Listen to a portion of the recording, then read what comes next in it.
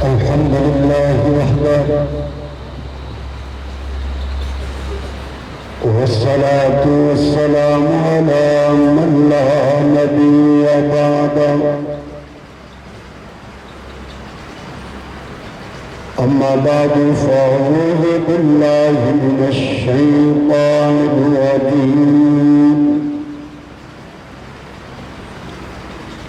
بسم الله الرحمن الرحيم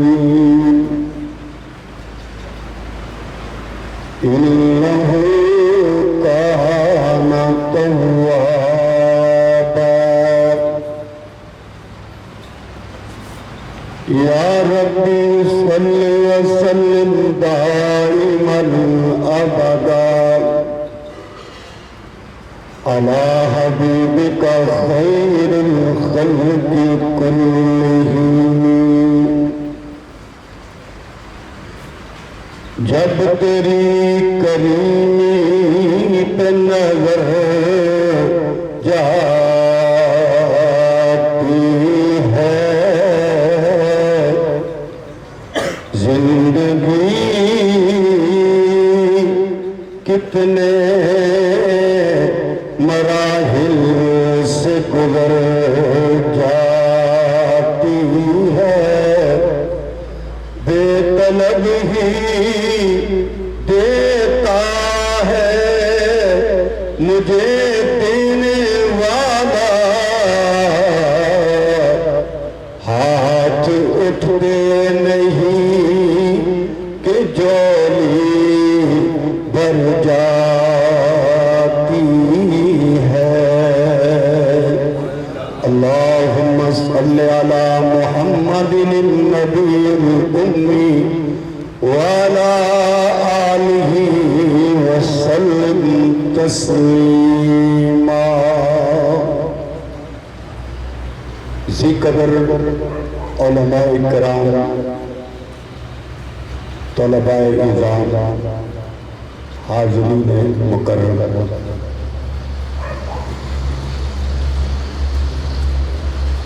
یہ مرکز اہل سنت میرے شیخ کی امیدوں کا یہ گلشن ہے آپ کی محنتوں کا یہ ثمر ہے اور یہ رونقیں دیکھ کر ایمان والے کو ایک روحانی تشفی اور تسکین ہوتی ہے اللہ میرے شیخ کے اس گلشن کو سدا آباد و سلامت رکھے ہر دن ہر صبح اس کی ترقی کا دن اور صبح ہو اور اس کا فیض پوری دنیا میں پورے عالم میں اسی طرح پھیلتا رہے اللہ میرے شیخ کی تمام پریشانیوں کو تکالیف کو مشکلات کو آسانیوں میں تبدیل فرمائے یہ خانقاہی پروگرام ہے اور اس میں باہر سے بھی لوگ تشریف لاتے ہیں اور یہ وہ مرکز حقہ ہے جہاں صرف اعمال پر محنت نہیں ہوتی بلکہ عقیدے پر بھی محنت ہوتی ہے یہاں عقیدہ سکھایا جاتا ہے جو ایک بنیادی اور اساسی چیز ہے جس کے بغیر عمل قابل قبول نہیں ہوتا میرے برادر مکرم پیر طریقت حضرت مولانا خبیب احمد محمد صاحب دامت برکاتہ عالی اس سلسلے کو لے کر چل رہے ہیں ان کے رفقا اللہ پاک ان سب کی حفاظت فرمائے صحت و سلامتی عطا فرمائے ہمارے مل بیٹھنے کا مقصد ہے کہ اللہ کے ساتھ ہمارا ایک مضبوط تعلق ہو اور یہ تعلق کی جو بنیاد شخصیات مانتی ہیں ہم کسی شخص کے ساتھ کسی اللہ والے کے ساتھ رابطہ کرتے ہیں اور وہ ہمارا ہاتھ پکڑ کر اس راستے کی طرف چلاتے ہیں جو بندے کو اللہ کی طرف لے کے جاتا ہے اسی لیے کہا جاتا ہے کہ اللہ والوں سے نسبت رکھا کرو تعلق رکھا کرو، کیونکہ اللہ کی رحمتوں کی وسعتوں کی کوئی انتہا نہیں، کب کسی کو نواز دے۔ بادشاہ نے کہا کہ میری بیٹی جوان ہوگی ہے، اس کے لیے رشتہ وہ تلاش کرو جو لڑکا ساری رات مسجد میں عبادت کرتا ہو۔ ایک چور تھا، کئی دن چوری کرتا رہا لیکن کامیاب نہ ہوا۔ اس نے کہا کہ آج جو بادشاہی مسجد ہے نا، بڑی مسجد، شاہی مسجد، وہاں چوری کرتا ہوں۔ اس کا گلہ جو ہے بہت بڑا پیسوں والا، اور بادشاہ کے جو مقرر کردہ پولیس تھی، اس نے بھی، جو ان کا تھانے دار تھا، نگران تھا، اس نے کہا کہ آج جو ہے نا شاہی مسجد کے ارد گرد جو آپ نے محاصرہ کرنا ہے سادہ وردی میں، سادہ کپڑوں میں، جو نوجوان ساری رات عبادت کرے اس کو پکڑ لے۔ اب وہ چور کو 11 بجے کے بعد کو 12 بجے کے بعد دیکھا کہ ماحول پرسکون ہو گیا ہے، تو وہ اندر داخل ہوا۔ پولیس والے وہیں پھر رہے تھے، انہیں دروازہ باہر سے بند کر دیا۔ اپنے ذمہ دار کو بتایا کہ بھئی وہ ایک نوجوان اندر داخل ہوا ہے۔ اس نے کہا اس کو فجر کی اذان سے 10-15 منٹ پہلے نکالے گا۔ اب جب 10-15 منٹ پہلے پولیس اندر گئی، اس نے دیکھا کہ آدمی آگے، اس نے جلدی سے اللہ اکبر نیت باندھ لی، سلام پھیرا، وہ آدمی وہی کھڑے تھے، انہیں پھیر کرنے لگا اللہ اکبر۔ جو 2-4 بار ایسے ہوا تو پولیس والے نے اس کو پکڑ لیا اور کہا بھائی ٹھہر جا، ساری رات کے ہم بھی جاگ رہے ہیں، ہماری بات بھی سن لے۔ اس کو پکڑا اور بادشاہ کے پاس لے گئے اور کہنے لگے یہ آپ کا مجرم ہے۔ اب بادشاہ کے سامنے پولیس گواہی دے رہی ہو کہ یہ مجرم ہے تو ظاہر ہے اس کے پاؤں کے نیچے تو کچھ بھی نہیں رہتا۔ بادشاہ نے کہا کہ تیری سزا بہت بڑی ہے۔ وہ مزید گھبرا گیا، کہنے لگا بادشاہ سلامت، میں نے جرم تو کوئی نہیں کیا، ابھی تو جرم تک پہنچا ہی نہیں تھا تو پہلے پکڑا گیا۔ کہنے لگا نہیں، تیری سزا بہت بڑی، سزا یہ ہے کہ تجھے بادشاہ کی بیٹی کے ساتھ شادی کرنی پڑے گی۔ تیری سزا یہ ہے کہ میرے بعد میرے تخت کا وارث تو ہوگا۔ اس کی آنکھوں سے آنسو آ گیا، اس نے اپنی نگاہ آسمان کی طرف کی اور کہنے لگا مولا تیری رحمت پر قربان جاؤں، میں نے ایک جھوٹی نیت باندھی تھی، تو نے ساری دنیا میرے قدموں کے آگے رکھ دی، اگر میں نے سچی نیت باندھی ہوتی تو پتہ نہیں کیا مجھے عطا کرتا۔ تو رب کی رحمتوں کی وسعتوں کی کوئی انتہا نہیں، اتنا کریم رب ہے، اور وہ اپنے بندے سے اسی چیز کا تقاضا کرتا ہے کہ میرا بندہ سبھی دروں کو چھوڑ کر میرے دربار میں آ جائے، میرا مانگے تو سوالی بنے، مجھ سے مانگے، اور پھر وہ دینے والا رب۔ نبی کریم صلی اللہ علیہ وسلم نے فرمایا کہ جب رات ہوتی ہے تو اللہ اپنے ہاتھ، رحمت کے ہاتھ پھیلاتا ہے، کس لیے کہ جس نے دن بھر گناہ کیے ہیں وہ آج رات کو آ جائے۔ باپ شفقت اور محبت میں جب اپنے بچے کو دیکھتا ہے نا، چھوٹے کو، تو اپنے ہاتھ پھیلا دیتا ہے، بیٹا آؤ ادھر آؤ، تو بچہ باپ کی شفقت اور الفت کے اس نمونے کو، اس نقشے کو دیکھتا ہے تو دوڑ کر باپ کی طرف آتا ہے، باپ کے سینے سے لگے گا، باپ اس کی پیشانی کو چومتا ہے۔ آقا فرماتے ہیں اللہ بھی رحمت کے ہاتھ پھیلا دیتا ہے۔ وہ جس نے دن بھر گناہ کیے ہیں آئے رات کو مجھ سے معافی مانگ لے اور میں اس کے گناہوں کو معاف کر دوں۔ کتنا مہربان رب، کتنی اس کی کرم نوازی ہے۔ آقا علیہ السلام نے، مسلم شریف کی روایت ہے، مثال سے بات سمجھائی کہ ایک آدمی اپنے اونٹ پر اپنے خورد و نوش کا سامان، کھانے پینے کا سامان لے کر جنگل کی طرف گیا اور ایک درخت کے سائے تلے آرام کرنے لگا، سو گیا، اور وہ اونٹ کسی طرف کو چلا گیا۔ ایک روایت میں آتا ہے کہ وہ آدمی قریب ایک چٹان پر چڑھا، اس نے دائیں بائیں دیکھا مگر اونٹ نظر نہیں آیا، دوسری پر، تیسری چٹان پر مایوس ہو گیا کہ نہ پانی موجود ہے اور نہ کھانا موجود ہے۔ اور یہ جنگل ہے دور تک، کوئی آبادی نہیں، کوئی انسان نہیں، کوئی پانی کا چشمہ نہیں۔ تو اسی مایوسی کے عالم میں درخت کے نیچے اپنا بازو رکھا اور اس کے اوپر سر رکھ کر سو گیا۔ تھوڑی دیر کے بعد جب آنکھ کھلی تو اس نے دیکھا کہ اس کا اونٹ بما ساز و سامان کے سامنے کھڑا ہے۔ تو آقا نے فرمایا میرے صحابہ یہ بتاؤ اس کو کتنی خوشی ہوگی؟ عرض کی آقا اس کی تو خوشی کی انتہا ہی کوئی نہیں، جس کو زندگی مل گئی ہو۔ آقا نے فرمایا میرے صحابہ جب کوئی بندہ اللہ کے دربار میں توبہ کرنے کے لیے آ جاتا ہے، اللہ کو اس بندے سے بھی زیادہ خوشی ہوتی ہے۔ اتنا مہربان رب، اس بندے سے بھی زیادہ اللہ خوش ہوتا ہے کہ میرا بندہ میرے دربار میں آ گیا ہے۔ اور ہمارے معافی کے ضابطے علیحدہ ہے، کسی کو معاف کر دیتے ہیں مگر اگر پھر اس سے وہ عمل ہو جائے، غلطی ہو جائے تو ہم کیا کہتے ہیں؟ پچھلی بار تجھے معاف کیا تھا اب تجھے معاف نہیں کروں گا۔ باپ بھی کہتا ہے، ماں بھی کہہ دیتی ہے، ٹیچر بھی یہی کہتے ہیں، مگر وہ مہربان رب کبھی اپنے بندے کو یہ نہیں کہتا کہ میں نے پچھلی بار معاف کیا تھا اب تجھے معاف نہیں کروں گا۔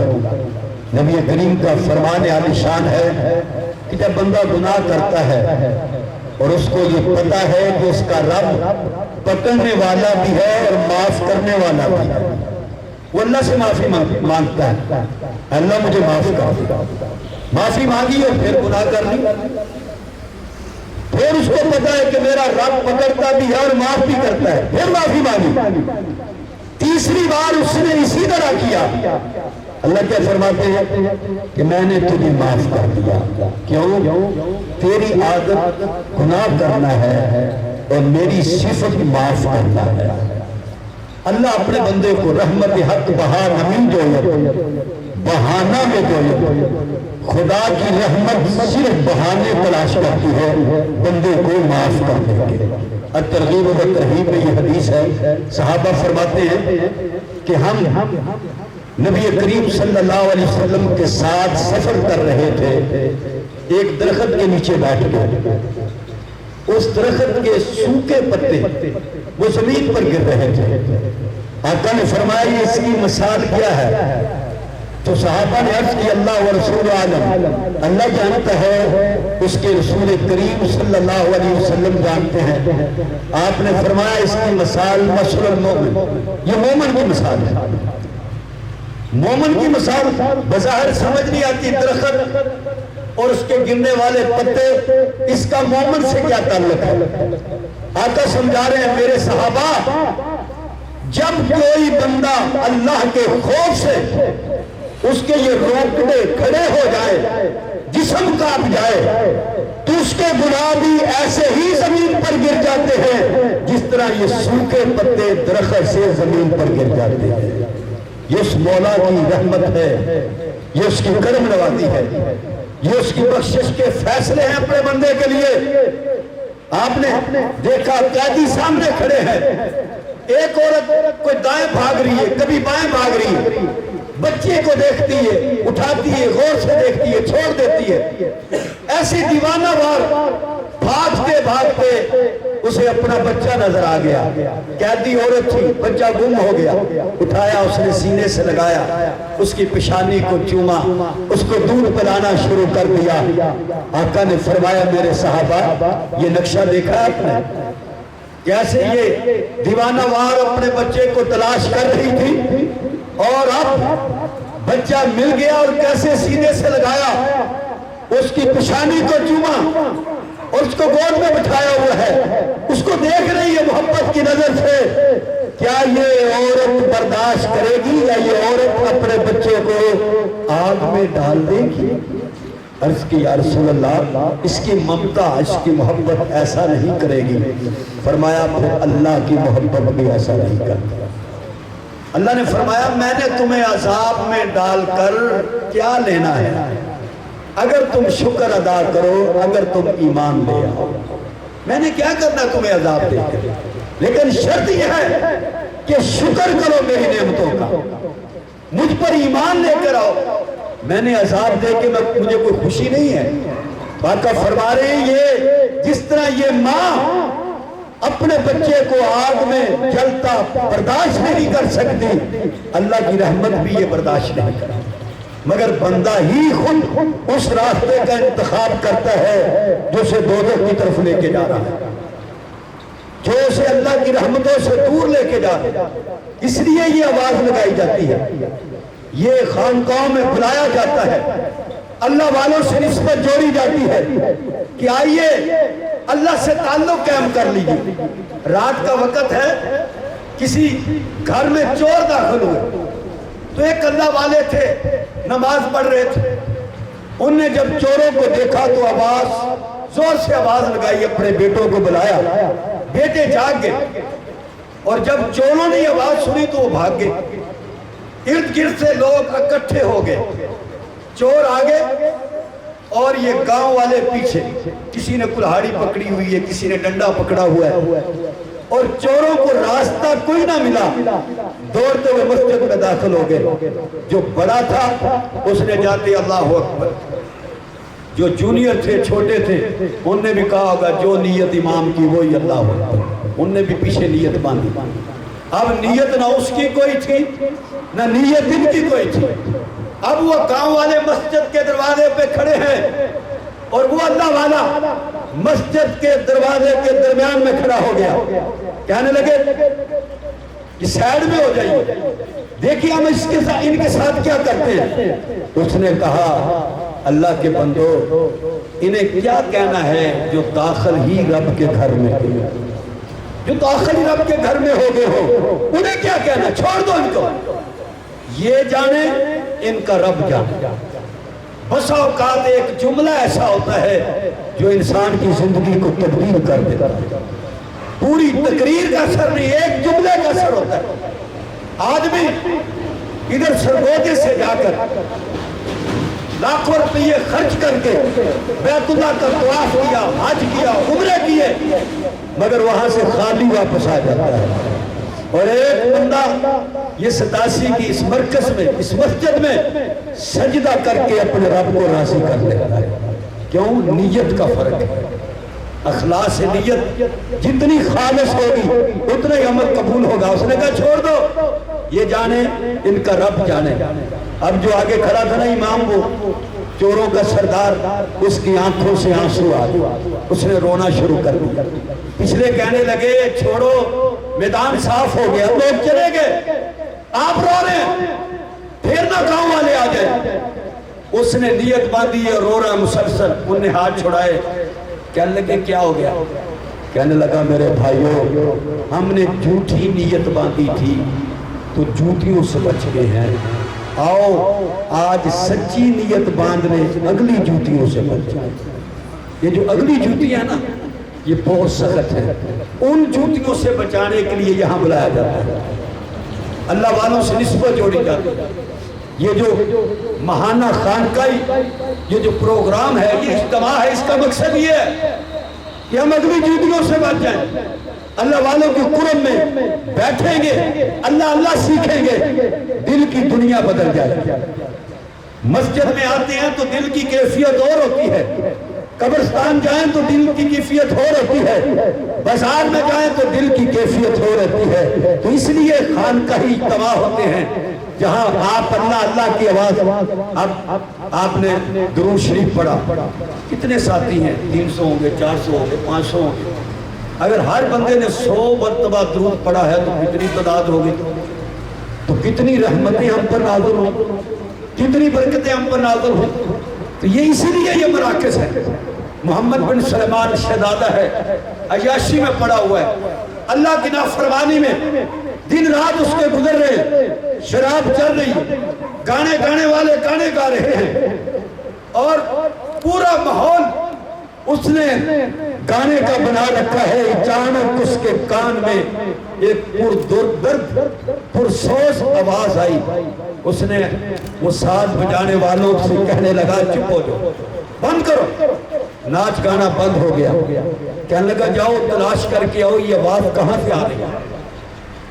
ये तो एक मस्जिद में नौजवान है, कपड़े फटे हुए, जिस्म लागर है और उसकी आंखों से आंसू जारी है, नमाज में अल्लाह का कुरान पढ़ रहा है। वो कुरान की आवाज उसके कानों में पड़ी। जब अल्लाह हिदायत के फैसले फरमाता है, कान में पड़ी, उसको उठा के लेके आगे पुलिस वाले शहजादे के सामने खड़ा किया।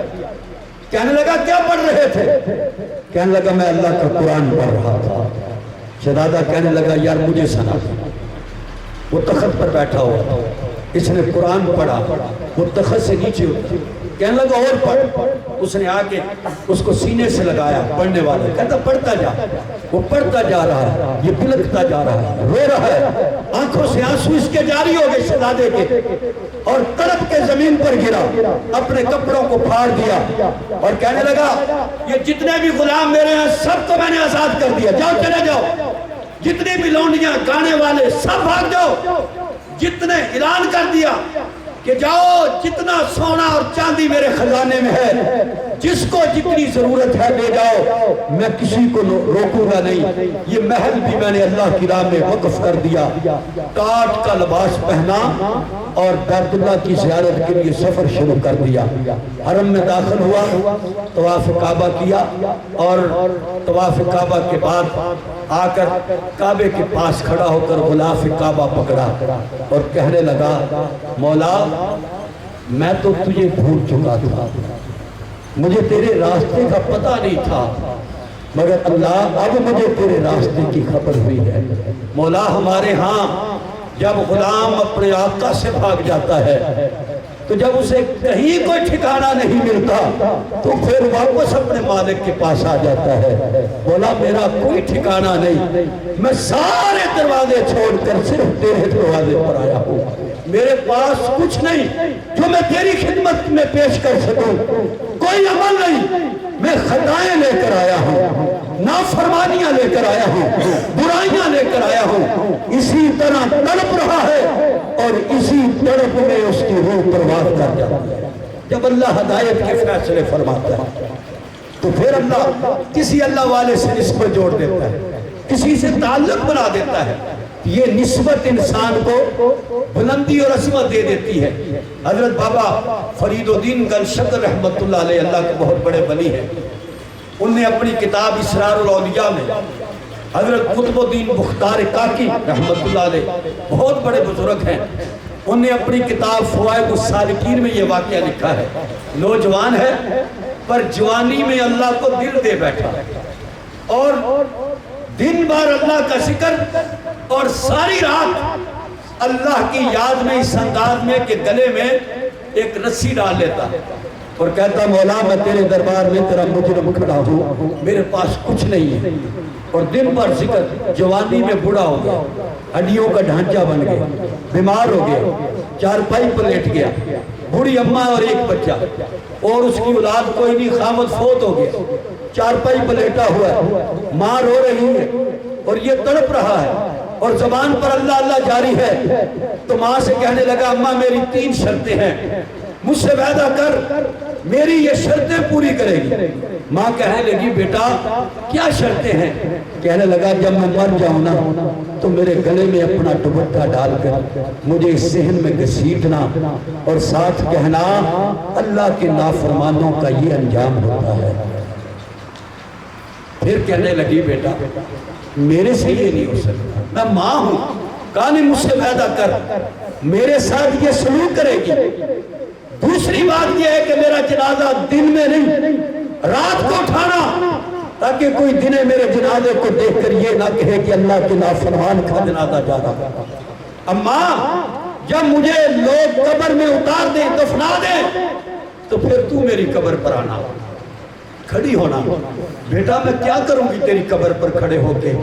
कहने लगा माँ मेरे आका ने फरमाया है कि माँ के कदमों के नीचे जन्नत होती है, जब मेरी जन्नत मेरी कब्र पर खड़ी होगी तो रहमतें कब्र के अंदर भी दाखिल होंगी। इसलिए मैं कह रहा हूँ तू मेरी कब्र पर जरूर आना और मेरी जन्नत कब्र पर आएगी तो कब्र के अंदर रहमतें होंगी। अल्लाह से इतना ताल्लुक जोड़ा, انہی باتوں میں روح پرواز کر جاتی ہے. اللہ سے اتنا تعلق, اللہ سے اتنی نسبت. تو یہ نسبتیں قائم کرو اور اس نسبت کو مضبوط رکھو. حضرت پیران پیر عبد القادر جیلانی محبوب سبحانی رحمت اللہ علیہ نے غنیت الطالبین میں جہاں توبہ کا باب ہے وہاں یہ واقعہ لکھا ہے. حضرت عبداللہ ابن مسعود رضی اللہ تعالیٰ عنہ آپ کوفہ سے باہر جا رہے ہیں, چند نوجوان ہیں, وہ وہاں ایک کمرے میں ایک گھر میں بیٹھے ہوئے گانا گا رہے ہیں.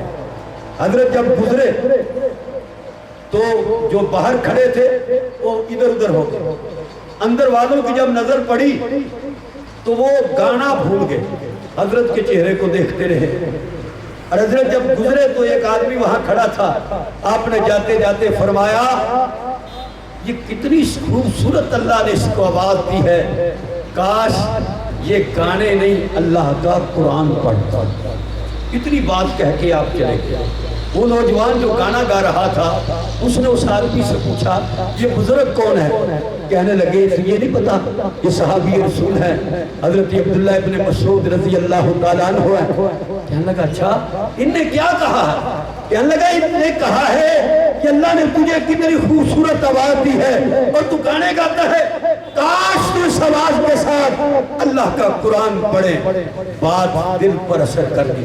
وہ جو رومال تھا اس کے پاس اس نے اپنے گلے میں ڈالا, اس کو لپیٹا اپنے گلے میں, آگے سے اس کو پکڑا جیسے مجرم رسی کو پکڑتا ہے, اور اسی طریقے سے چلتا ہوا حضرت کے پاس گیا. اور حضرت کے پاس جا کر کہنے لگا حضرت میرے لیے اللہ سے معافی منگوا دیجئے. حضرت نے جب دیکھا تو اسے جلدی سے اپنے سینے سے لگایا, اس کی پیشانی کو چوما.